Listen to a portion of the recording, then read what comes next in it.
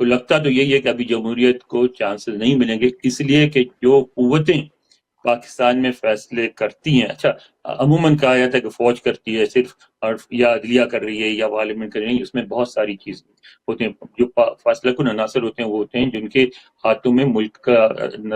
نظام ہوتا ہے، جن کے ہاتھوں میں ملک کی تجارت ہوتی ہے، جن کے ہاتھوں میں مثلا صحافت ہے، جن میں ان کی صحافت ہوتی ہے، جن کے ہاتھوں میں سارا کچھ ہوتا ہے، یعنی کوئی ملک کی آبادی کا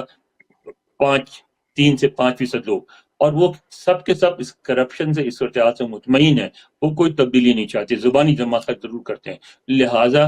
مستقبل قریب میں کسی تبدیلی کی امید نہیں ہے۔ جمہوریت بھی آنے کی امید اس لیے نہیں ہے کہ عوام اس بات کو بار بار کر کے دیکھ چکی ہے کہ وہ ہنگامہ کرتے ہیں، الیکشن ہوتا ہے، نئی حکومت آ جاتی ہے، پھر بھی ان کو کوئی فرق نہیں پڑتا، نہ ان کی قسمت بدلتی ہے، نہ ملک کے حالات سدھرتے ہیں، تو وہ خواہ مخواہ کسی اور کے لیے مرنے کو تیار نہیں ہے۔ تو اس لیے میں سمجھتا ہوں کہ مستقبل قریب میں کوئی بڑی مثبت تبدیلی کی کوئی بھی نہیں۔